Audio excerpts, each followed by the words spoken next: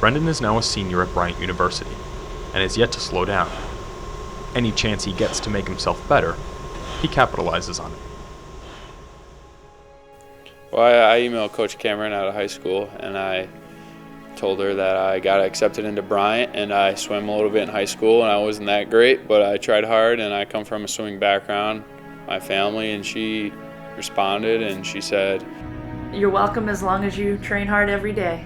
I remember the specific email when she responded and told me as long as I work hard, I have a spot. He was a treat right from the beginning, somebody who worked hard from day one. I've had to have conversations with Brendan that I've never had to have with other athletes in my 15 years of coaching. I've often had to tell him to take a step back and relax and take a day off. 300 swim, 50 swim, 25 scull, 300. Anytime that anybody can see somebody come in every day and work hard and never have a complaint of, "Oh, I didn't sleep last night," or "I'm getting sick," or "My roommate kept me up." Brendan never has those excuses, and as much as probably teammates keep it to themselves, they know that about Brendan. Brendan now balances 5 jobs: his schoolwork, Division I swimming, ROTC training, triathlons, and his social life. And when he was feeling the weight of the world on his shoulders, he went to Coach Cameron for advice. I was feeling a little overwhelmed. I had to miss a meet to go to Army training, and it was the biggest meet of the fall. I knew leading into the meet that I couldn't go to it because I had to go to this Army training. I let it build up in me, and I needed to go talk to her. I kept waiting, I kept procrastinating, and I walked in, and Coach was the only one in the pool at the time. I said, "Coach, I need to talk to you. I'm really stressed out right now." And I've never seen Brendan like this in 4 years.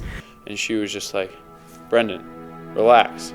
It's gonna be okay." Let's come out with a schedule and let's figure out what's most realistic and what you can do.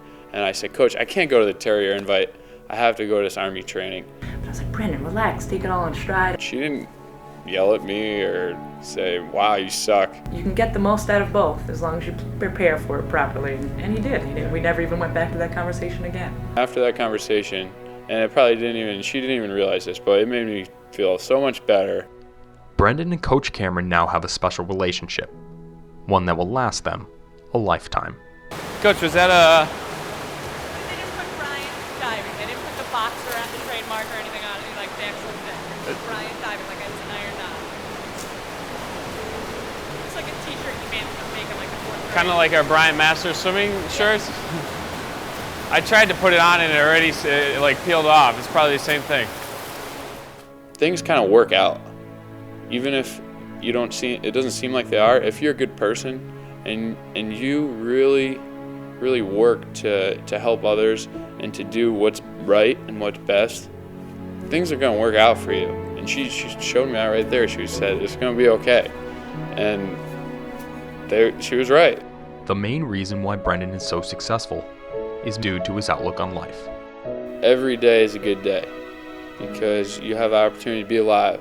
And you have, at least here at Bryant, my friends, myself, you have the opportunity to go to school and to get an education and have a supportive family for most people and to have friends and just to be alive. A typical day in the life of Brendan Heller consists of an early morning run, class, ROTC and swim practice in the afternoon, followed by either homework, then either by another late night swim or another late night run. There was never a moment of rest in his life, and he will never regret a single second of it. Although Brendan never stops, he did need a wake-up call freshman year, one that surely woke him up. His freshman year, we went and we took the team a training trip in St. Thomas. I wasn't in the ROTC program yet. I was a little crazy. I used to love college a little bit too much. There were a couple of shenanigans had gone on, and I had my concerns about some of the behavior that was happening, and I was starting to lose my cool a little bit about it, And a buddy of mine named Zach, he and I were out to dinner with the team, and we decided to go upstairs to the bar area. And get in this cab to go meet the team for a team dinner that night. And we took a drink. And the cabbie says to me, oh man, I just had these crazy kids in here. I'm like, oh yeah. And he had just been from my hotel because he was shuttling us back and forth. We were the only ones he was shuttling. So I knew it was one of the men in that program. I was, oh, these two guys just took 2 shots of liquid Viagra. But it was very, very potent. And so they said it was liquid Viagra. So now I'm just as angry as could be, you know? Not that it was 2 shots. Well, you know, either way, and you went with it. I'm like, what are these morons doing? Coach kind of caught wind of that we did that. A few other people were making some bad decisions, and she said we need to come tell her if we had done anything wrong. Anybody who thinks they've done anything inappropriate better come back in and talk to me. And I felt terrible, and so I said, Zach, let's go. We need to go tell Coach. And he's like, no, we can't tell Coach. I'm like, Zach, we need to tell Coach. I'm telling Coach, you're coming with me. No, there comes Brendo and his sidekick. He's like, Coach, we did 2 shots. These guys told us it was this. Then I'm like, do you even know what it was? We screwed up. I know we're not supposed to be drinking. We screwed up. Please don't kick us off the team.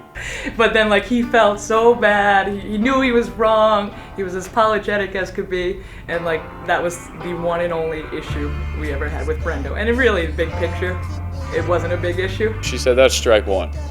And so I never really hit strike 2 or 3, but I'm very thankful that I didn't. After strike 1, he now works harder than ever.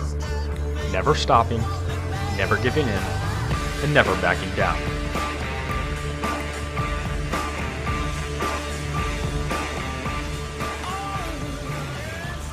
Which now takes us to ROTC, a large aspect in Brandon's life. How you doing, Sergeant? Good, how are you, sir? You ready to address this battalion? Yes, I was just gonna wait. I thought. No, I know. I'm wait just till Greg comes. asking if you're ready, Oh, if yes. you're prepared. Yes. Yeah, being with Brendan in ROTC it's fun. It makes me feel a lot more comfortable and have someone to talk to who's been through the grade that I'm in ROTC right now. Yeah. That's Smith. Brown guy. Ingham's a big guy in my squad. Hey, your zipper's down. Is it? Yeah. Holy Like, shoulder down. Holy shit. I like Rainer's shirt better. I think it's appropriate to begin sort of how I became aware of Brendan in the program. Again, I took over in the summer, and Brendan was the first packet that I had to read. Last summer, I had another Army training out of Fort Lewis, which is near Seattle, Washington. And this is to commission as a lieutenant. You have to go out to this camp and pass it. And the first aspect is a physical fitness test. You have to be physically fit to be a lieutenant or an officer in the Army. And so I pride myself on being physically fit. Well, Brendan had failed that test. I didn't know anything about Brendan, hadn't even met him. I'm looking at him on paper. You got to think of it this way. You're going to go away to a camp for 28 days, so about a month. Very intense program. You're being evaluated every minute of the day, and your very first evaluated event, you failed the very first event in that. That's pretty disheartening. I failed the push-ups on the physical fitness test. The push-ups is the first event. It goes push-ups, sit-ups, 2-mile run. So you do 2 minutes of push-ups, and you have to meet a certain minimum. And I didn't meet it. And I failed. And I was so sad. I was tearing up a little bit. Because I just failed. I never really failed anything. I'm pretty physically fit. I just failed. And then I looked at the next 2 events, the sit-ups and the run. What is my life coming to? I just failed this. How am I going to pass it? How am I going to commission? What's going to happen to me? I'm going to get kicked out. And I was scared. And I thought after the push-ups, I was like, should I give up? Should I not try my hardest? I was like, no way. And he exceeded the maximum points on both of those. And I got the highest sit-ups in the score in the whole regiment, like 1,000 cadets. And that told me something right there. That told me a whole heck of a lot about his character.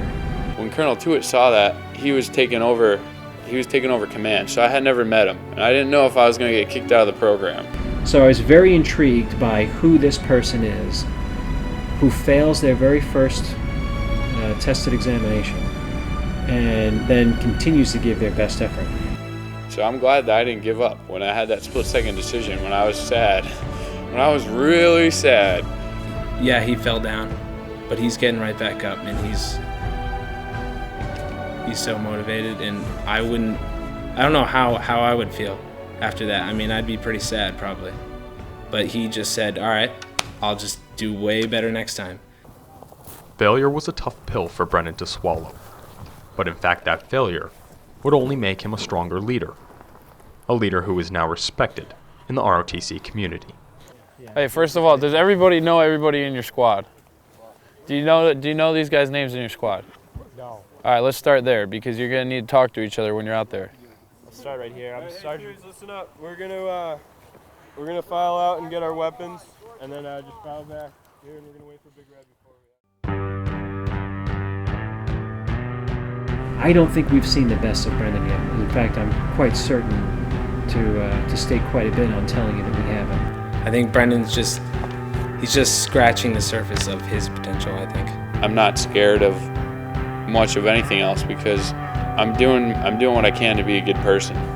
But just the fact that he gets it and he's doing okay with it, I think that's a great thing. Now he is Brendo, the inspiration. He tries to push his motivation on everyone around him. What got him those victories was his competitiveness. Your attitude is what you do. Your attitude is what you think, what you say, how you behave. So that defines who you are. Your attitude is who you are. Maybe I missed out on a little bit of fun, but I'm doing a lot better because of it. And I'm going to be doing some good things. I'm going to be making a difference to people. Where now it's, no, this is what Brendan does, and maybe we should all be doing it. Once he gets that, there's going to be no telling what he can do. And he's taught me that anybody can do it. Then you understand, like, holy cow, man, this kid got it. He's not the guy that's living his life just for him. You know, you don't have to be the top gun to train hard every day or survive in a college program. That's my purpose, to get other people to become better people. And I think that was his way of showing our family how much he appreciated us, because he would write such nice things. He was focused, he was on it, and he was competing. I just tell people everything they do pretty much motivates me. This guy motivates me. Pretty motivated by that level 5 initiative. There he is. Looks like Colonel Stewart's here. I guess motivating. We came to practice. You're still motivated. I'm pretty motivated. No, that was motivating actually. But these guys, they're just driving on. It's motivating. Whenever you feel weak, think of Brendan. It's his passion and thirst for life that will drive you. His foundation has made him who he is. His parents, his brother, his lieutenant colonel, and his coaches. Having the Dream Team Alliance such as this can and will leave no doubt for success. There will be no moment where he will be outworked. That is the one refusal that he will always hold close to his heart. He is on the right path, the path of greatness. For he is the son of summer, the master of fall, the king of winter, and the motivator of spring. 365 days of non-stop effort.